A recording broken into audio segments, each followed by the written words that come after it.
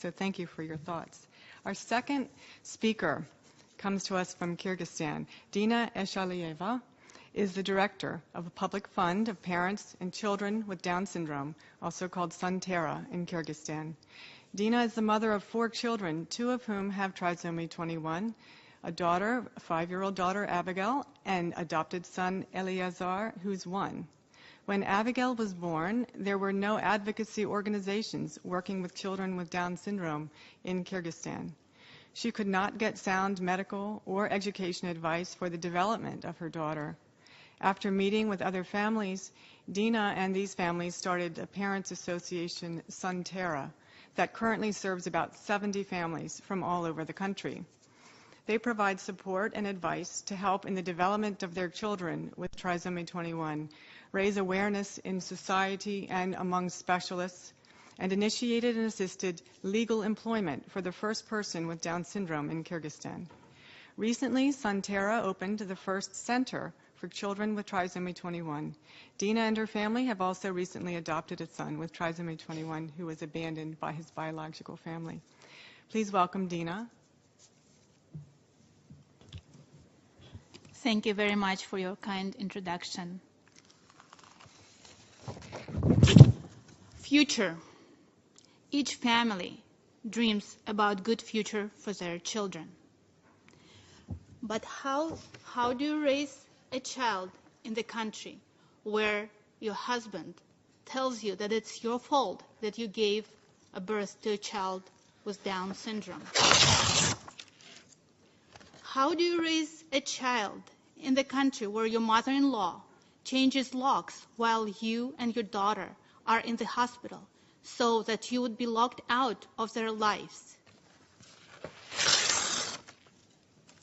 How do you raise a child in the country where doctors tell you to abandon your little baby with Down syndrome and go have another one more healthy?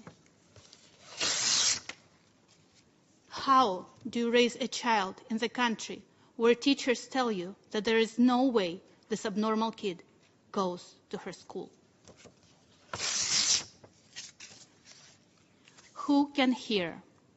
Who can help? Who can advocate?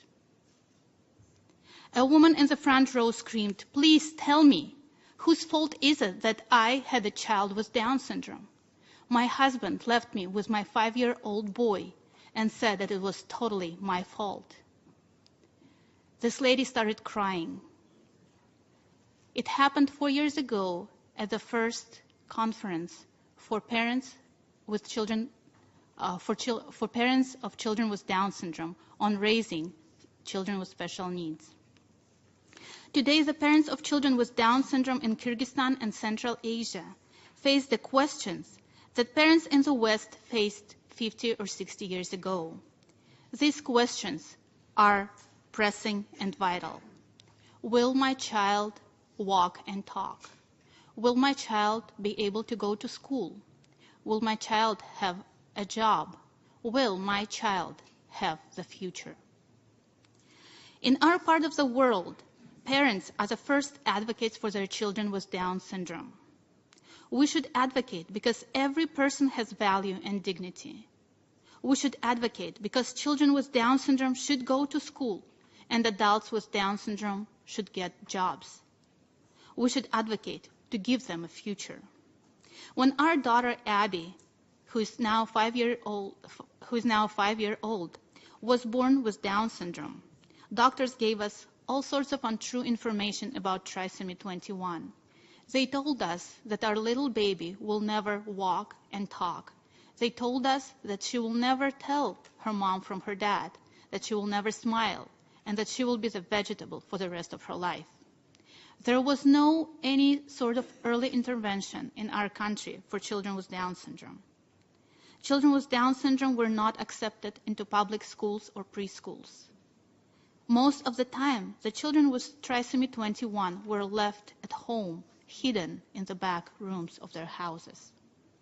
But what happens when a group of parents decides to unite and advocate for their small children?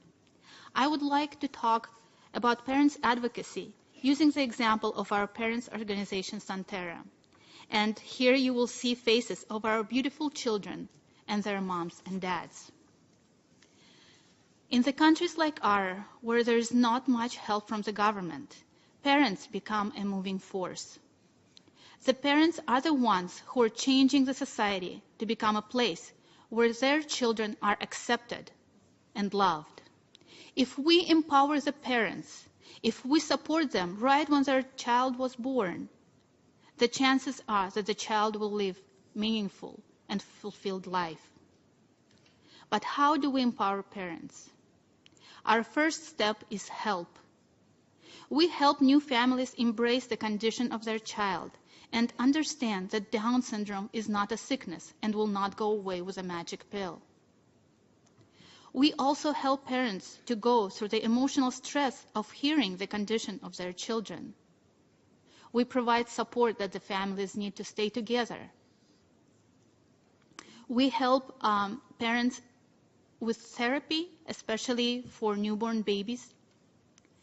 In the last 8 months, we have talked to 3 families that were considering leaving their newborn babies in the orphanage. As we explained to them what Down syndrome is, as we gave them the example of our own children, all 3 families have decided to take their children home. That is advocacy. We have partnerships with universities that provide therapy for our children. When the professors come and share with parents how to work with special needs children, specifically with Down syndrome. The second thing that we want to focus on our advocacy as parents is honor. We help parents understand that the condition of their children should not come first. That these precious children, first of all, they're kids. And the diagnosis, the condition, comes so much later. Our children have dignity and value, no matter what teachers, doctors, and the society tell us. And in our society, a lot of parents go through shame and guilt for giving birth to a child not perfect by the world's standard. We honor as we give the children a chance to learn, develop, and live a meaningful life. As families learn to honor their children, they stop hiding them. They start appreciating the personalities of their children. They start looking for opportunities to teach their children and develop them. They stop feeling guilt and shame, but feel pride and joy at their children's success. Anna is a 30-year-old woman with Down syndrome. She's a great dancer. She earned several awards at different dance competitions. But behind Anna is her mother, a little woman with a big heart that honors and believes in her child. Every parent needs hope. This is a third step in our parents' advocacy. Our goal is that our children live in the society that accepts them and gives opportunities for growth. We raise awareness on Down syndrome through publishing articles in newspapers and internet news. For the second year in a row, for World Down Syndrome Day, we conduct photo exhibitions of children with Down syndrome. This year, we took pictures of our children with the celebrities from our country. For many parents, this was for the first time when they saw how others positively reacted to their kids. Several children from our organization attend preschools alongside with typical children. And we help to employ a first person with Down syndrome who is now working in a coffee shop. We gave seminars to doctors, educating them about Trisomy 21. We also currently work with the Department of Education on implementing inclusive education for children with Down syndrome, because we want our kids to go to the world. 1 year ago, we got a phone call about a 3.5-week-old baby with Down syndrome who was left in the hospital. He was going to the orphanage for disabled children. We went to talk to the family of this little boy, and they said that it was their family's decision to abandon him just because he had Down syndrome. We went to the hospital to look at the baby and hold him in our arms and tell him that he was needed, that he was precious, that he had purpose, and that he was not a mistake. As they brought the little boy to us, our hearts were broken. He was so small, so malnourished, so tiny. As I held this little baby close to my heart, I told him that he was a blessing. Then he looked at me, cuddled, smiled, and fell asleep. This is how we met our fourth child, Eleazar. We took him home with us, and 6 months ago he legally became our son. When we first went to the hospital,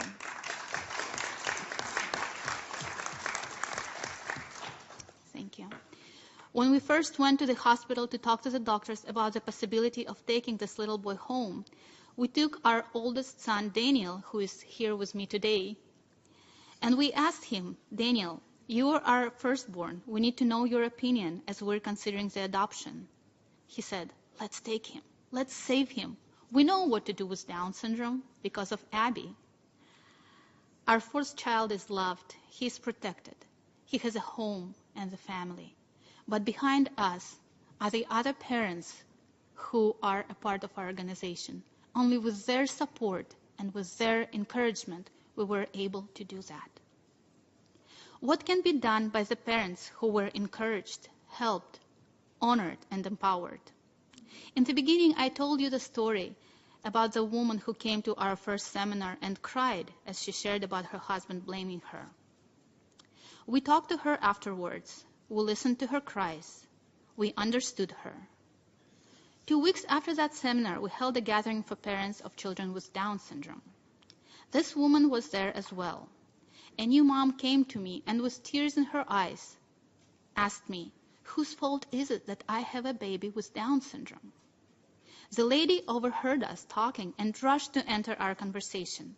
She told the new mom, I had been asking this very question for 5 years, but 2 weeks ago I found the answer.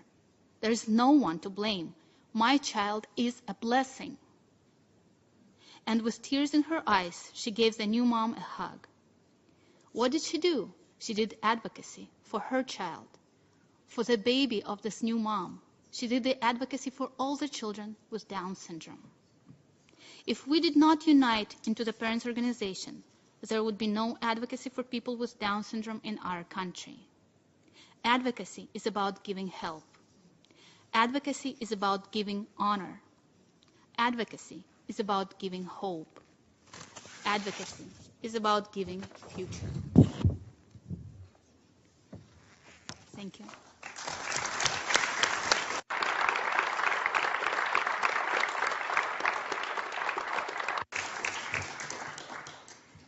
Thank you, Dina, for your moving accounts and a testament to the power of parental advocacy all over the world. I do feel that in many parts of the world there is some catch-up that needs to happen in terms of awareness and education. So good job, and others will certainly follow in your footsteps.